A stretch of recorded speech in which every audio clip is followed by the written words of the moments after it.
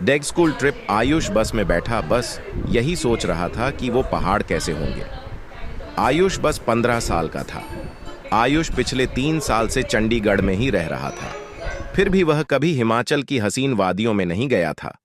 पर उसका सपना इस स्कूल ट्रिप में पूरा होने वाला था। ढेर सारे लंच बॉक्स से खाना खाते हुए और अंताक्षरी खेलते हुए पूरा दिन बीत गया था।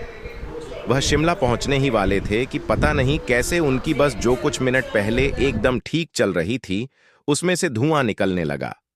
रात बहुत हो चुकी थी और बच्चे साथ में थे, तो सब टीचर्स ने मिलकर फैसला लिया कि वह पास में ही एक होटल के अंदर रुक जाएंगे और सुबह मैकेनिक को बुलाकर बस ठीक करवाकर शिमला के लिए वहां से निकल जाएंगे। वो लोग पास के एक होटल तक पहुंचे। वो होटल दोनों तरफ से बड़े बड़े पेड़ और पहाड़ों से घिरा हुआ था। सब टीचर्स ने बच्चों को होटल में अलग अलग कमरों में बांट दिया और डिनर के बाद सब सोने चले गए।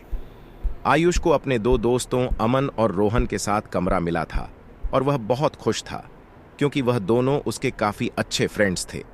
आयुष, अमन और रोहन जब कमरे में गए तो कमरे की खिड़की से उन्हें जंगल के बीचों बीच एक झील दिखाई दी। उन सभी को याद था कि कैसे पिछली स्कूल ट्रिप पर रात में 2 बच्चे ऐसे ही झील पर निकले थे और वह स्कूल के सबसे पॉपुलर बच्चे बन गए। तो उन तीनों ने भी प्लान बनाया कि इस बार वह भी कुछ कारनामा करेंगे। उन्होंने सोचा कि वह होटल से चुपके से निकल जाएंगे और उस झील पर जाकर फोटो खींचकर वापस आ जाएंगे। जैसे ही होटल का गार्ड सो गया, वह तीनों निकल गए।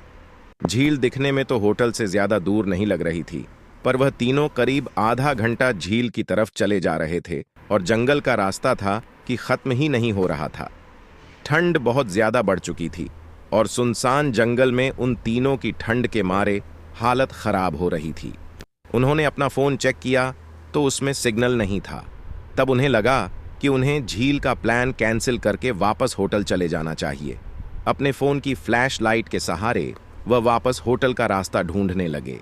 रास्ता ढूंढते ढूंढते अमन और अयूब, जो रोहन के थोड़ा आगे चल रहे थे, जब पीछे मुड़े तो उन्होंने देखा कि रोहन वहां था ही नहीं। तभी उन्हें अपने पास से किसी के भागने की आवाज आई। वह बहुत घबरा गए, क्योंकि वह रोहन को अकेला नहीं छोड़ सकते थे। तो उन्होंने कुछ कदमों की आवाज का पीछा किया। वीरान और घने जंगल के बीच वह उन कदमों की आवाजों का पीछा करते गए, जो कुछ मिनटों बाद बंद हो गई। रोहन उनको अभी तक नहीं दिखा था, पर अमन और आयुष अब बहुत ज्यादा डरने लगे थे। लेकिन तभी उन्हें ऐसी आवाज आई कि मानो कोई जमीन खोद रहा था। वह धीरे धीरे उस आवाज के पास गए और झाड़ियों के पीछे से उन्होंने देखा कि और कोई नहीं बल्कि रोहन ही जंगल में एक गड्ढा खोद रहा था। उन्होंने डर के मारे रोहन को पुकारा।